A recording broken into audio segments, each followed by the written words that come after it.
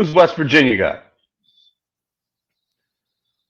Welcome back. It is another edition of Believe in the Eagles here on the Believe Network. I'm your host, Mike Gill, and my buddy there is Eytan Shander. You can check him out all over the place. We'll tell you more about that as we go. Don't forget, like, rate, review, subscribe to Believe in the Eagles. 6-1 Birds. They beat the Dolphins. It's a big week. They got the Commanders coming up. They took care of the Dolphins pretty handily, Eytan. We talked about it last week. The high-flying Dolphins. The Eagles scored 31. The Dolphins look kind of washed up on the shore. Yeah, I think ultimately for me, the two biggest players in that victory were, and I think clearly, A.J. Brown on offense and Hassan Reddick on defense. And look, there are other people involved. It wasn't just a two-man operation by any means. But even with a couple of good throws by Jalen Hurts, A.J. Brown had to go out and make some plays, including times in which there were two individuals draped over him. A.J. Brown is just turning into not just a number one receiver, but one of the game's best, like top 3 every week, top 5 every week. One of these guys that you just simply rely on. And look, the other side, Hassan Reddick, I think he represents a lot of individual player pressure where, okay, Sean Desai on defense, clearly similar issues we've seen coaching from last year. But when you have those type of players on the field, it means the world. So, I mean, that was a big difference by all means. Well, do we think that the Eagles offense, we talked about it last week, the high-flying Dolphins, and the Eagles are a little clunky, even though they have great personnel. Are they coming out of this? Like, I thought that, you still had some red zone issues, but you're right, man. A.J. Brown, you talk about which receiver would you take, Hill or Brown. They shut Hill down 88 yards. He had a lot of catches. The Eagles did a great job. I thought Sean Desai's defense did a good job of kind of keeping him under wraps, but they couldn't figure out what to do. And I think a little bit, I got to give a little credit to Brian Johnson. I don't think he was great, but I think he did some good setups. He set up some plays that the results of some plays were not great, but they set up some big plays down the road. And I thought there was a couple big plays in the game, the A.J. Brown touchdown, that really led to this win. Yeah, here's the thing. It doesn't seem like the Eagles are doing anything different. Like they're not doing anything better on offense than they were last year, right? So if you look at it from what they had last year to what they have this year, the offense as a whole has taken a step back because it was a machine last year. And look, if it's Brian Johnson adjusting or Nick Sirianni lying to us and saying that it's all Johnson and that I don't know what it is, but yeah, I don't disagree with your assessment in the game. It just feels like they're working from less of a balance or less of maybe the bar from what it was last year. Like this team was dominant last year on offense. Let me ask you this though, Eytan. So the Eagles defense gives up 17, and we're going to get into the Byard trade in just a minute here, but they hold the Miami high-flying 500 yards a game of offense to 10 points because one was an interception returned for a touchdown. How good is this defense? So there are two things. One, they have the ability to pressure the quarterback, and that superseded any issues that Jonathan Gannon had, and it's doing the same for Sean Desai. And I was a vocal, mainly when it came to separating, right, proponent, if you will, separating the two. Like what those guys did, 4 guys with double-digit sacks, Mike Gill, last year, I'm not prepared to attribute that to Jonathan Gannon. That was 4 individuals winning battles, in most cases one-on-one, but even a couple of one-on-twos, what have you. I think the same is happening this year. They're deeper. They're running rotations on the defensive line. The Eagles' defense is much better than advertised when you look at statistical and you look at, like, okay, some coaching issues or hurdles or just taking time, if you will. But they're also a benefit of something. And I want to just highlight this one play because real quick, Mike, this is something that the Chiefs have benefited from ever since Patrick Mahomes threw 50 touchdowns in a season. We saw it again with the Miami Dolphins against the Eagles Sunday night. All right. Remember, let me take you back real quick. I'll shut up in a second, but let me take you back real quick to that play on 4th down in which the Dolphins went for it. They did not get it. Should have been a face mask. The very next play was Jalen Hurts throwing the pick 6. But do you remember that 4th down in which they went for it, right? I do. They should never have gone for it in the first place. They should have taken the points on the board. But what is happening with the Eagles, and it's happened with the Chiefs, Teams get ahead of themselves. Coaches think, I got to score as many points as possible to keep up with Jalen Hurts and that Eagles offense. The Dolphins fell into that trap. And yeah, that was a big part, I think, of why they stumbled as well. They were playing from behind in a mentality that they never should have been playing from behind like that. And it's going to aid the Philadelphia Eagles defense moving forward as it's been so far. Really good. Yeah, I like that breakdown. And look, I think the Eagles defense, we're going to transition into Kevin Byard now. Yep. They had Byard. I say this, Eytan. He is better than any safety you had last year. All right. He's better than Marcus Epps, and he brings more than Chauncey Gardner-Johnson. Johnson had a lot of interceptions, so that kind of stands out. But this is a better player. You can use him in more ways than you could use those two guys. And a lot of people looking at that trade as completing this defense. So do you look at it as that way, as this defense now is complete, and this is the run with this group of guys right here? Yeah, I mean, look, it's all they can get, right? They're not going to trade for a perennial pass rusher, the dude from Kansas City, or no, probably not more pass rush. But I mean, when Bradley Roby comes back, you're going to have Slay, Byard, Blankenship, Roby, and Bradbury. Right. Yeah, look, that's fine. That should be fine. That should be good enough of a defense to where the pressure you put on the quarterback should match that by all means. And I think when you look at the biggest part about, I would think, just adding a guy like Byers, it's freedom, it's flexibility. You now, as a coach or player like Slay, you can take some chances if you know you have some help behind you. It's kind of like the NBA equivalent of adding a shot blocker, right? To where you know you can take some chances on the perimeter. You can try and get in the passing lanes. You can attempt for a steal. If I'm Slay and I know that I've safety help like that, like a new addition that they brought in, or Bradbury too, that I'm going to take some risks. The fact that they make this trade, a 5th and a 6th in Terrell Edmonds, it's because they have capital. They know because of what they lost in free agency. So they have these picks coming back their way, all these comp picks. So I said the other day, does anybody else call the Titans? Do they say, hey, we're interested? Or is he the only guy that calls? Or does he say, look, I'll give you the 5th, I'll throw in the 6th, and I'll replace him with Edmonds? How does this get done? But to me, adding Byard makes the defense now more legitimate. I don't know legitimately that they were a good enough defense with what they had. I think differently now. It should. It absolutely should. We don't always see this happen. We have seen it happen with the very same team and A.J. Brown come over, and clearly there was no issue, no adjustment period by any means. I don't think there will be, and he plays a position where he's going to be a little more free than restricted as far as like if it's coverage or anything along those lines. So yeah, absolutely. I think you look at the addition of a guy like Byard. He's a Pro Bowler. Like he's one of the better safeties in the game. This should be a fit. It should be an easy fit. But again, guys leave different spots. The Titans are not getting rid of him because of any issues on the field, any locker room issues, what have you. Titans are going to rid of him just like A.J. Brown. They don't want to pay somebody moving in a direction where they're going to be rebuilding. Ryan Tannehill's out. They should trade Derrick Henry ASAP.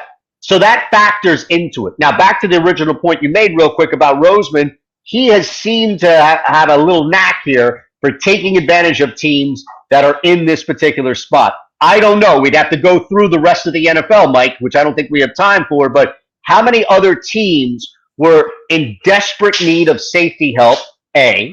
B, were in a hunt for the playoffs, at least pressure to win the Super Bowl this year. And C, at least had the means to make it interesting for the Titans in a trade. Probably not many. Like, I don't think Howie Roseman outbid any other team to get Byard back. That's a good point. I'm wondering if anybody else made the call, or is Roseman just and by the way, if you're Tennessee, you got ripped off once by giving the Eagles A.J. Brown. Now you give them Kevin Byard. Let's see. Micah Parsons, Eytan Shander.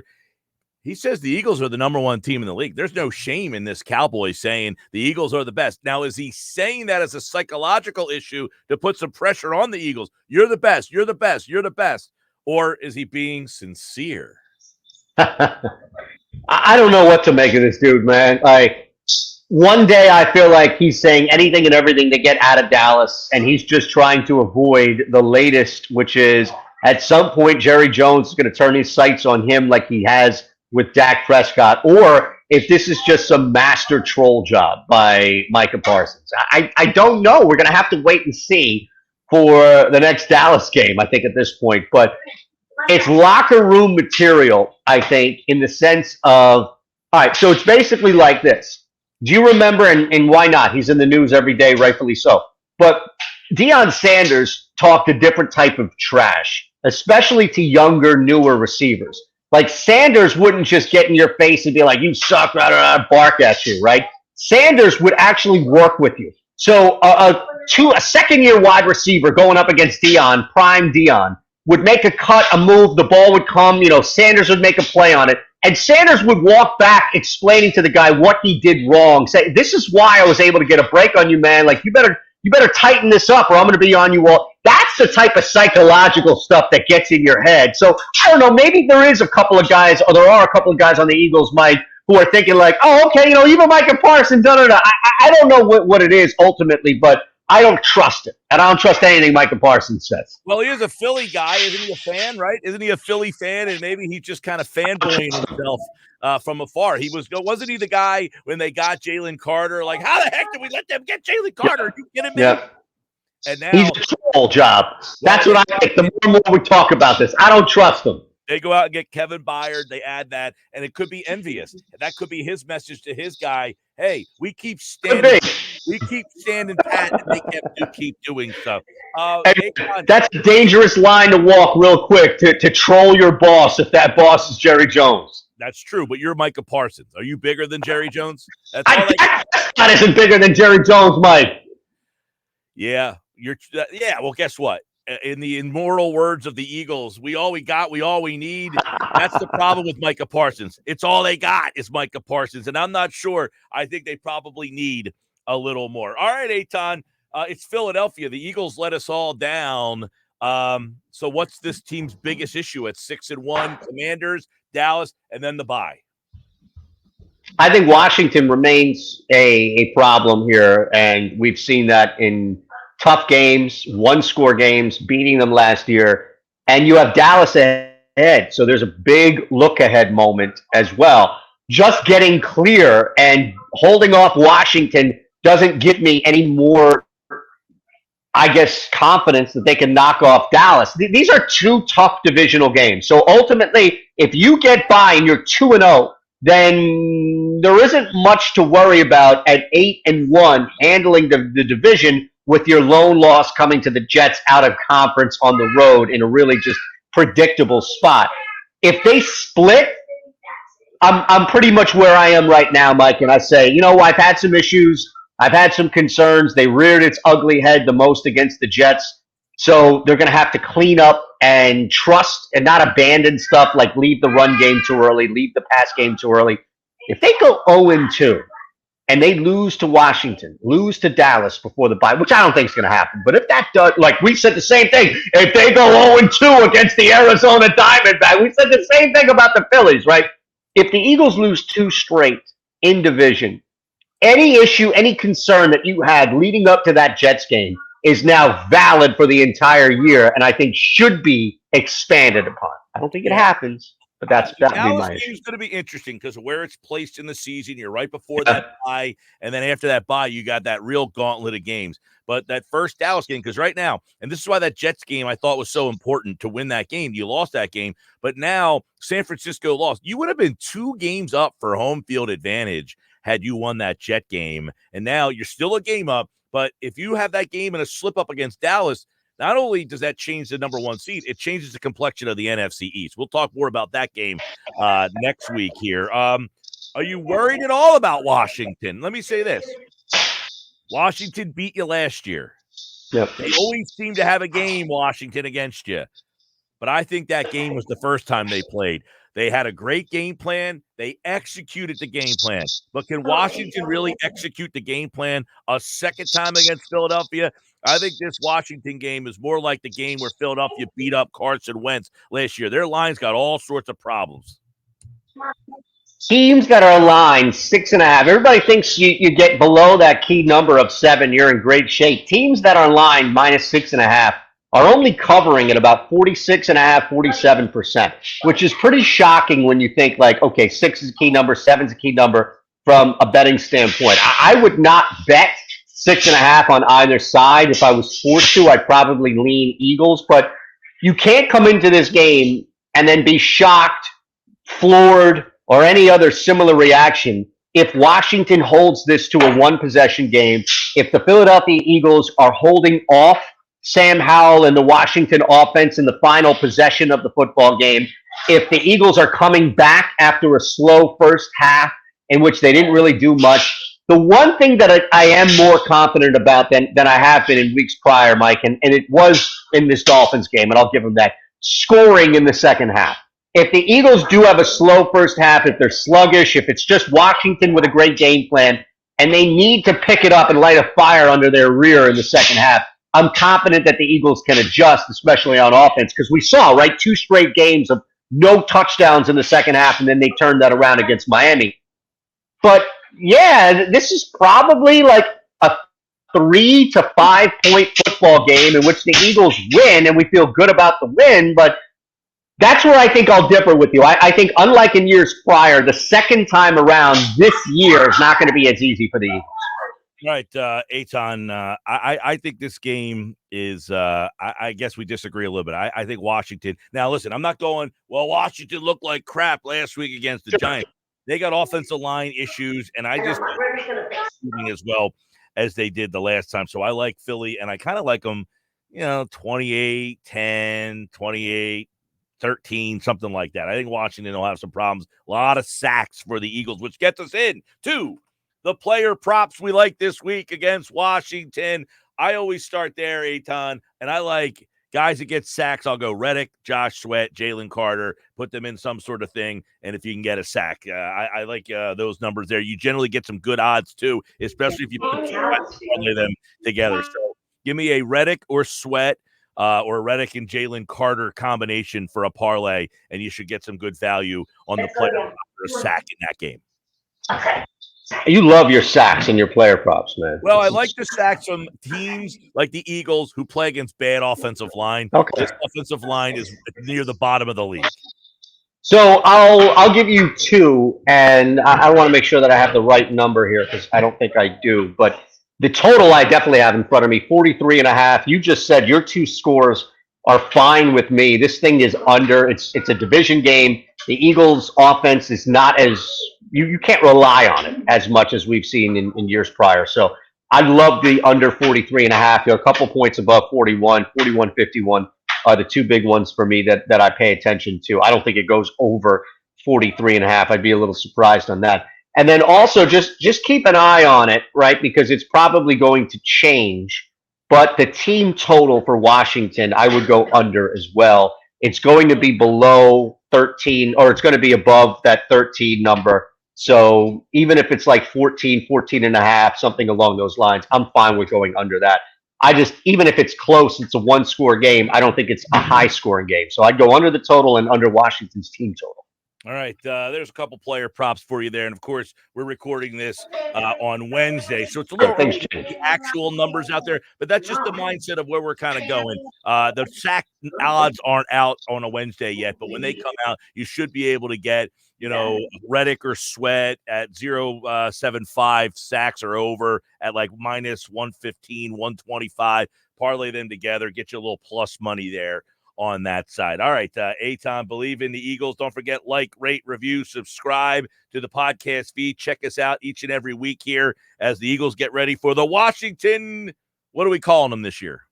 Commanders, still. Commanders. Until they change their name, they're the Commanders, right? Josh Harris will change the name. I think so. Josh Harris is a meddler with everything except the Sixers. Have you noticed that? Like with ownership and stuff. He for some reason, maybe because there's 12 other individuals, or at least 11, I think Ruben is out, right? Like there's 10, 11 other guys that are around this board of governors for the Sixers themselves. But yeah, I could see Harris coming in and putting his own stamp on this. And look, rightfully so. If I owned that team following Daniel Snyder, I'd do everything I could to remove Snyder's name. Get the stink off the Snyders. Okay. That's it for us. Eytan and I will be back next week with another edition of Believe in the Eagles. We like the Byard trade. We agree with Micah Parsons. We don't fear the Commanders, and I think there'll be a couple sacks. That's all we got this week here on Believe in Eagles. Have a great week, everybody. Go Birds. Go Birds.